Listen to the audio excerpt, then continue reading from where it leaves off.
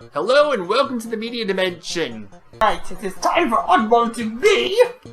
Oh no. The deal is, I play first, then you attack. Got it? Well, it does seem foolish of me to wait. But fine, I'll oblige. Well, thank God, it's an honorable Halloween night. Hello, I'm Oddball. In round 3, we are heading into the Tango Queens level.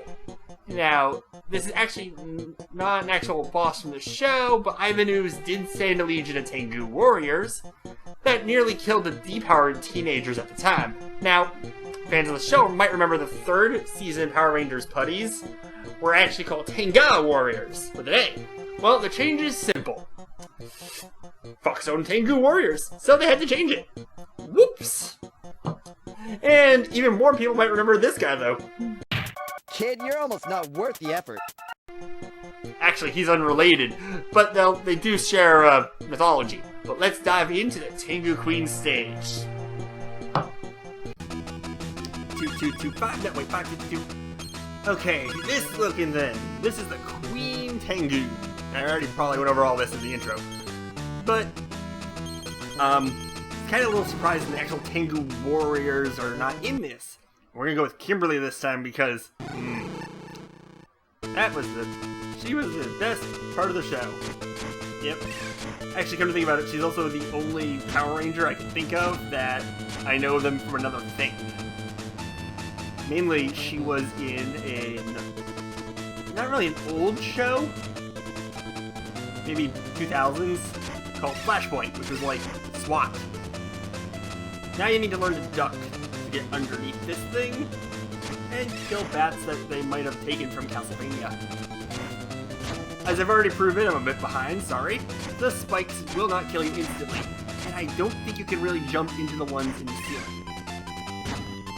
What are these little things? Someone called them Teenage Mutant Ninja Turtles. They got the little mousers here. Oh wait, that's not gonna be good because they're rivals for Power Rangers, aren't they? Mostly because their names are very similar. I might get my first on-camera death today. Oh! Ah! By the way, when you do a dying faint, make sure you don't faint over more spikes. It makes it a lot harder to revive you. Okay,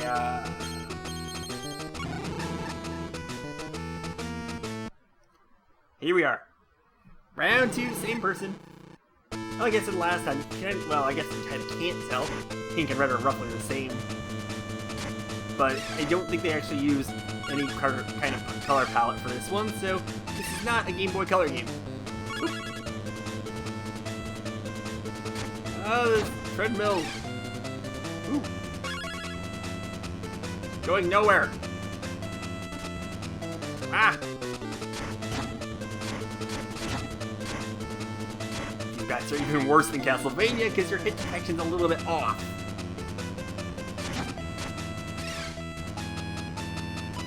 Which kind of makes sense. I think only your foot counts for hitting the enemy when you kick these bats. Okay, now we got the mousers.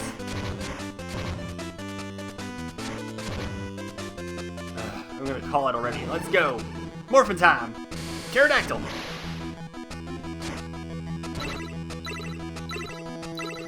Kimberly was pretty much the most broken of the Power Rangers when you thought about her for a minute. I mean, she has the ranged weapon, and she also has the Zord that can fly.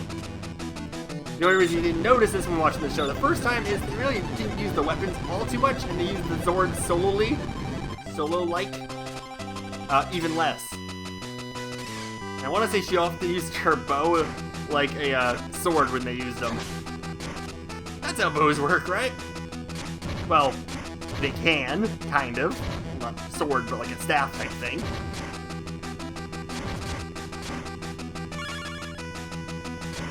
Yeah, it's like Mystery Men did. You need to understand how to use your weapons. And not to discount your arms and legs. Okay. Oh, God. Punch, kick, punch. This is not that bad. What is that? What is that? Run. Kick, punch, kick, punch, kick. Punch, kick, punch, kick, punch. Oh god. Are we almost done yet? I thought this was gonna be the regular, like, Dustman level. Ah! That's a one-hit kill. That ain't good. Let's give this game a little bit of credit here, though. I'm ahead in my script.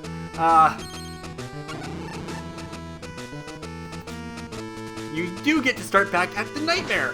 You don't have to play through the first level again. Even if that level was just something simple, I would still not have liked to replay that. So get to know what you're doing for the first few blocks, because he appears 4 in. You pretty much have to punch, jab, punch again. Otherwise, you can't get through. And you need to do this perfectly, 40 times? Yeah!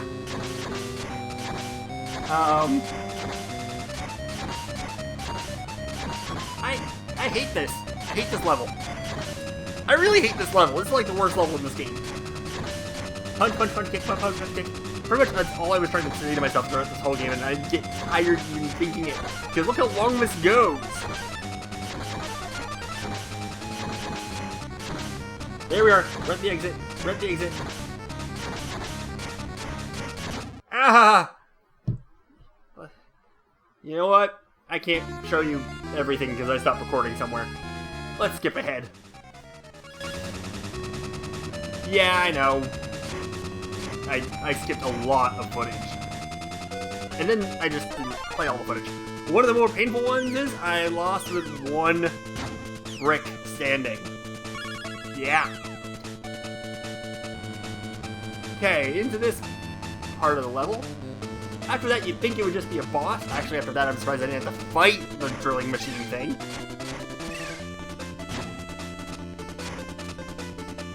Where are we? Is this supposed to be a construction site? Why do they have spikes shooting out of the ground? And because one painful level gimmick wasn't bad enough, here's the second one. Minecarts! Yeah, you die by falling onto the floor. I don't know if I'm more angry they put both of these things in the same level, or I'm happy they put both these things in the same level, because now I don't have to do them in 2 separate levels. We'll just get it all out of the way today. But on the flip side, Lord Zed's one of the bosses, and Goldar's one of the bosses. You'd think they would have harder levels. But no, the Queen Mook, who you... Oh! Yeah, it switches controls on you a bit, I guess.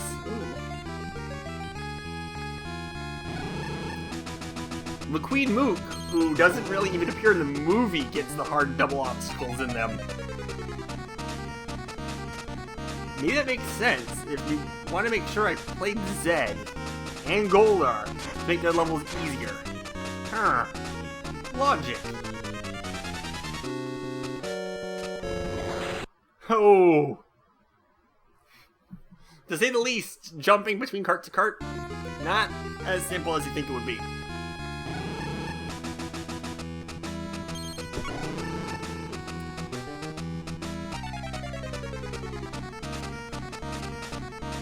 Well, I said I play licensed video games for a living. I never said I did it well.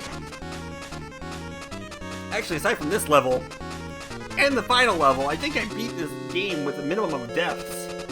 Ah! Deaths do not include spikes to the head.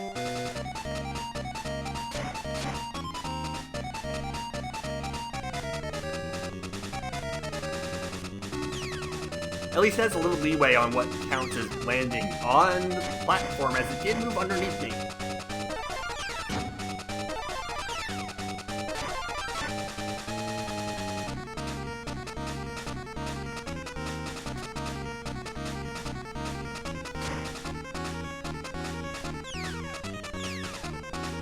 We done, or do I have to jump carts one more time? Or is the boss on the cart? Nope. Nope, nope. Bosses. Oh, and now we're at the part I mentioned last time. They don't let you fight the boss without being morphed. So you have to fight waves of putties, despite putties not appearing in this level yet. Well, I guess given what we went through, we would not have had Ben morphed. So I guess I could have played excellently well and gotten through the digger thing.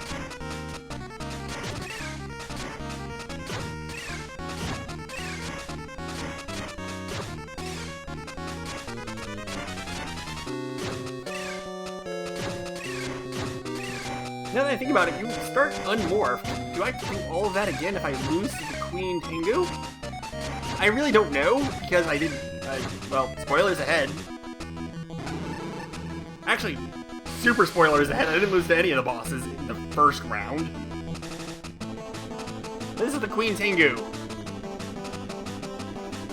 Her pattern is simple. Well, to be fair, most licensed game bosses have actually pretty simple patterns if you think about it. She only appears on one of two bases. She fires the tri-wave style projectiles. She's vulnerable when going up and down. I heard the Colonel is looking for her to make a lot of chicken.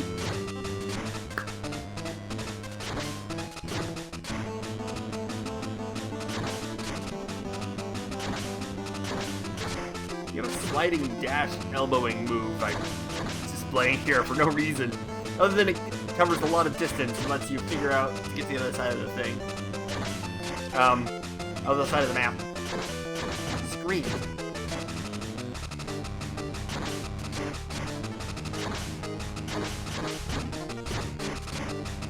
But I think I killed her off camera. Yep, you can barely see the explosion up there. Well, that one was a pain. Hence all the 4s in the password. Well, 3 down. 3 to go. Roughly the midway point. Up next, looks like... And well, that's one bird that is well fried. And now that my honorable thing is done, it is time to turn the media dimension into a great pumpkin pouch. You really think I'm gonna let you win? Ha! I got my staff and I'm ready to knock you! What a weird stick. We don't try this. What the? That reminds me. Time to reap some souls. Ooh, I think it's time to run away. This is on my dominion now. Yeah.